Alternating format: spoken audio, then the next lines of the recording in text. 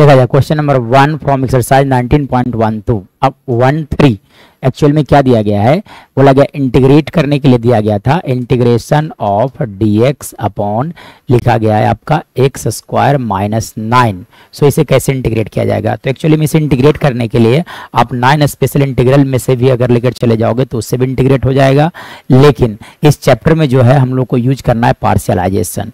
तो पार्शियलाइज करने से पहले आपको ये समझना पड़ेगा कि प्रॉपर फ्रैक्शन है या इम्प्रॉपर फ्रैक्शन है। तो देखा जा सकता है कि न्यूमिनेटर का डिग्री, अगर न्यूमिनेटर का डिग्री देखा जाए तो x के पावर 0 दैट इज 1। देखो यहाँ पर x है ही नहीं, तो यानी कि कितना हो गया डिग्री 1, ठीक है। और डिनोमिनेटर का डिग्री अगर देखा जाए, डिग्री ऑफ डिनोमिनेटर 2 है। मतलब जब कभी डिनोमिनेटर का डिग्री ज़्यादा होगा इन कंपेरिजन टू न्यूमिनेटर तो उसे कैसे पार्शियलाइज किया जाता है। तो उसे पार्शियलाइज करने के लिए आपको क्या करना होगा कि सबसे पहली बात आपको डिनोमिनेटर को लीनियर फैक्टर में ब्रेक कर देना है, मतलब फैक्टराइज कर लेना है, ठीक है। तो मैं क्या करता हूं कि यहाँ पे 1 बाई एक्स स्क्वायर माइनस 9 को, ठीक है, आप डिनोमिनेटर के जितने भी टर्म्स हैं उसे लीनियर फैक्टर में ब्रेक किया जाए। यानी कि यहाँ पे फॉर्मूला यूज किया जा सकता है A square minus B square which is equal to A plus B into A minus B. अब आप इसे क्या करोगे, पार्शियलाइज। तो पार्शियलाइज कैसे किए जाते हैं, तो पार्शियलाइज करने के लिए अगर मैं बात करूँ तो लिखा जाता है यहाँ से आप सपोज करोगे a upon first factor, a upon क्या लिख देना है फर्स्ट फैक्टर में एक x plus 3 plus b upon second factor क्या थे x माइनस 3, ठीक है। चलिए अब क्या करना होगा कि यहाँ से a और b का वैल्यू जब आ जाएगा तो अपने आप ये पार्शियलाइज होगा। पार्शियलाइज मतलब क्या होता है कि ये इनटू में जो टर्म्स लिखे गए हैं इसे आपको एडिशन ऐड के टर्म में लाना है, ठीक है। तब आप कैसे लिख सकते हो, तो लिखा जा सकता है 1 बाई एक्स प्लस 3 इंटू लिखा गया था आपका x minus 3 that is equal to how much. यहाँ से आप एलसीएम ले लो, x plus 3 into x minus 3 LCM होगा। सो यहाँ से लिखा जा सकता है a into x minus 3 plus b into आप लिख सकते हैं यहाँ से x प्लस 3। चलो आप देखो डिनोमिनेटर सेम है इसलिए दोनों कैंसिल आउट हो गए। मतलब यहाँ से लिखा जा सकता है 1 is equal to a into x minus 3 plus b into लिखे जा सकते हैं x plus 3। This is equation number 1। और a और b का वैल्यू कैसे निकाला जाता है, तब उसके लिए पार्टिकुलर स्टेप है जिसे याद मेमोराइज दिमाग में बैठाते चले जाना है, ऑटोमेटिक आ जाएगा। तो देखिए फॉर वैल्यू ऑफ ए, ठीक है। अब a का वैल्यू चाहिए तो देखो आप जो पार्शियलाइज किए थे यहाँ पर आपका नजर होना चाहिए जहाँ पर आपने पार्शियलाइज किया था, ठीक है। तो देखो a के डिनोमिनेटर में कितना लिखा गया है x प्लस 3, इसलिए आपको क्या करना पड़ेगा, for value of a and put a के डिनोमिनेटर के नीचे वाला देखना है that is x plus 3 equal to 0। This means that x equal to क्या लिखना है आपको माइनस 3 इन इक्वेशन नंबर कौन सा 1। सो जब 1 रखा जाएगा तो लिखा जा सकता है 1 इज इक्वल टू, ठीक है। जब आप रखोगे यहाँ से तो a इंटू, अब जब यहाँ रखोगे x इक्वल टू माइनस 3 तो लिखे जा सकते हैं यहाँ से माइनस 3 और यहाँ रखोगे तो ये 0 टर्म हो जाएंगे। मतलब यहाँ से आप लिख सकते हो 1 इक्वल टू माइनस 6a।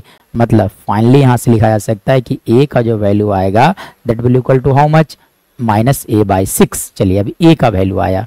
अब चलो b के वैल्यू के लिए अगर बात किया जाए तो अब मैं बात करूँ तो फॉर वैल्यू ऑफ b के वैल्यू के लिए क्या करना है, देखो b के डिनोमिनेटर में देखो तो b के डिनोमिनेटर में कितने लिखे गए हैं x minus 3। So we will write here put x minus 3 equal to 0।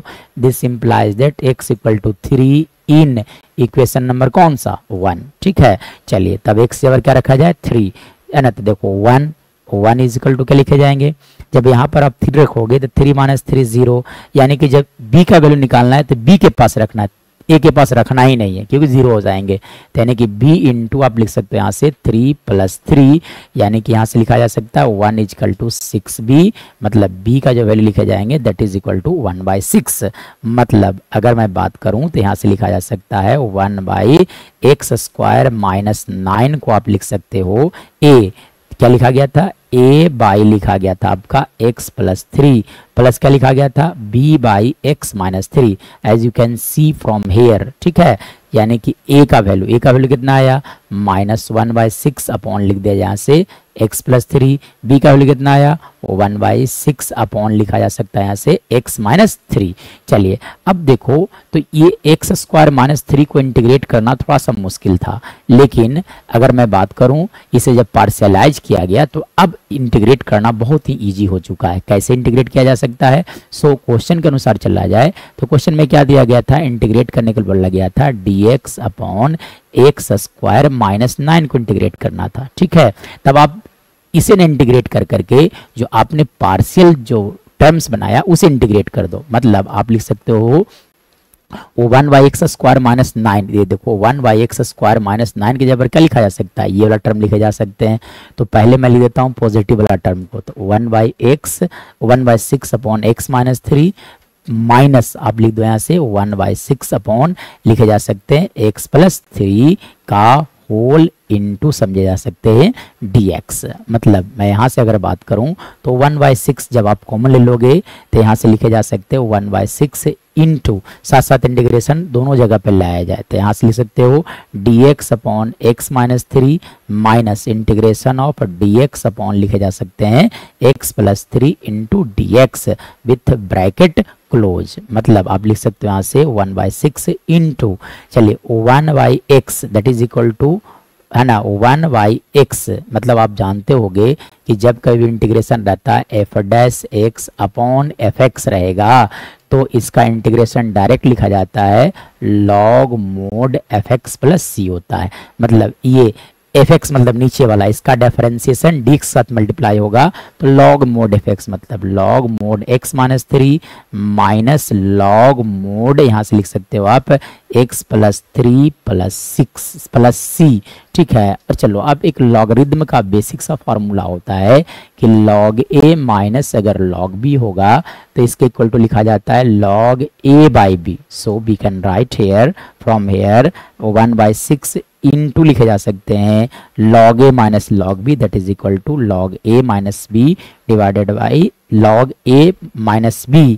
log a minus log b equal to log a by b लिखे जाते हैं। So this is our right answer, यानी कि हम लोग को इंटीग्रेट जो करना था dx by x square minus 9 का इंटीग्रेशन क्या होगा 1/6 into log mode x minus 3 divided by x plus 3। तो ये हो गया बाई यूजिंग पार्शियल फ्रैक्शन, और इसे 9 स्पेशल इंटीग्रल से भी इंटीग्रेट किया जा सकता है।